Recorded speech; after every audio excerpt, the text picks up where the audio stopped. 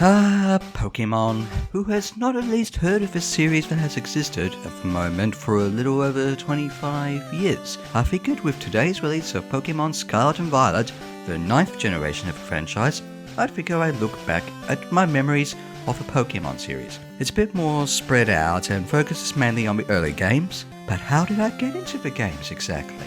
Well, it was largely through the anime, surprisingly, which took me quite a bit of time to get into. I remember seeing the first or second episode, and on the Australian kids cartoon compilation show Cheese TV, no less, and not necessarily understanding it, including the hype surrounding it.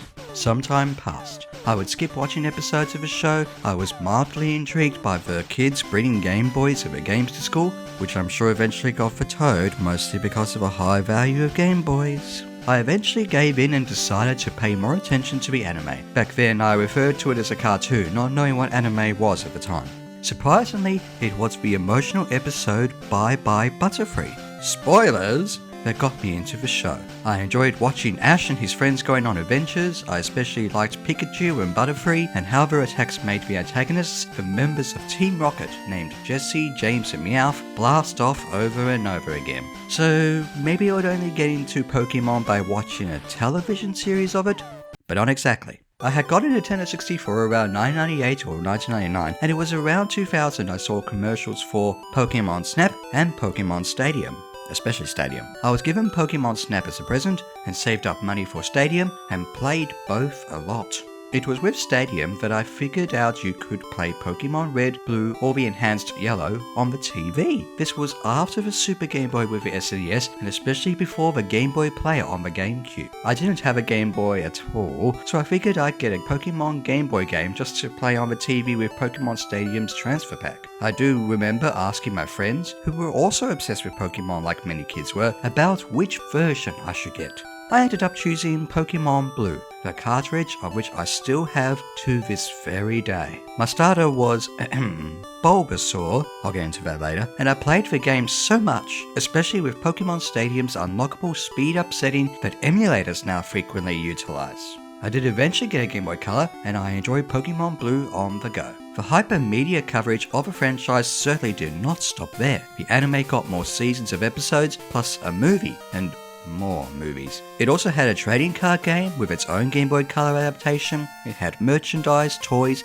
you name it. So how is it not possible for the first generation of Pokemon to not be followed up by a second?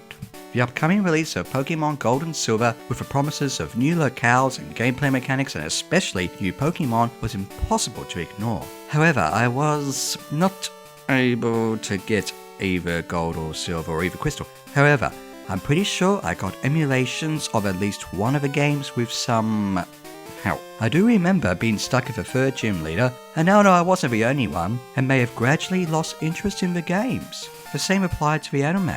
While I was enjoying seeing Ash and friends discovering the Gen 2 Pokemon, my growing up and focusing more on school, not to mention the already constant repeats of the episodes prior to those set in the Johto region, meant I gradually lost interest in the series.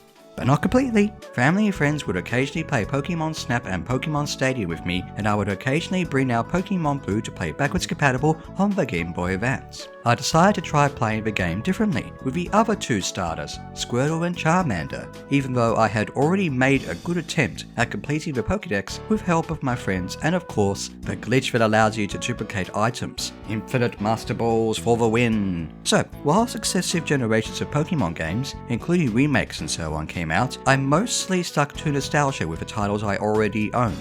I don't know why. I do remember enjoying Gold and Silver and actually booted up the games a little more recently to finally complete at least one of the games. That third gym leader was not going to overcome me any longer, but that was kind of it. Perhaps I was too old for Pokemon. Outside of playing Blue on the Game Boy Advance for nostalgia, I truly understand how good its gameplay and music was. Things got more sporadic from that point on. And by that, I mean playing Pokemon Blue on train trips around 2008 to 2010. I've got a few DS/3DS Pokemon games, especially Omega Ruby, but I've not mostly played them yet. Some collector I am, huh? Gotta catch all the games. right? I think new Pokemon Snap got me excited the most, as it was the kind of sequel to Pokemon Snap I really wanted, with more Pokemon and stuff, plus I've only just started Legends Arceus. Still, with my playing less of the recent Pokemon games, the franchise will always have a special place in my heart. I will never forget moments such as doing drawings of all the Pokemon, renting Pokemon Stadium 2, which is finally coming to Switch Online, my cousin and I reenacting the cartoon, including Pikachu doing electric attacks on people, seeing the Detective Pikachu film, and even experiencing an interesting defeat during multiplayer on Pokemon Stadium. Don't ask. And even after all these years, I saw through social media that Ash Ketchum finally became a Pokemon Master in the anime. Indeed, my own attempts to be a Pokemon Master, including memorizing all the first 151 Pokemon and looking at some of the Pokemon franchise, is certainly a nice part of my gaming memories.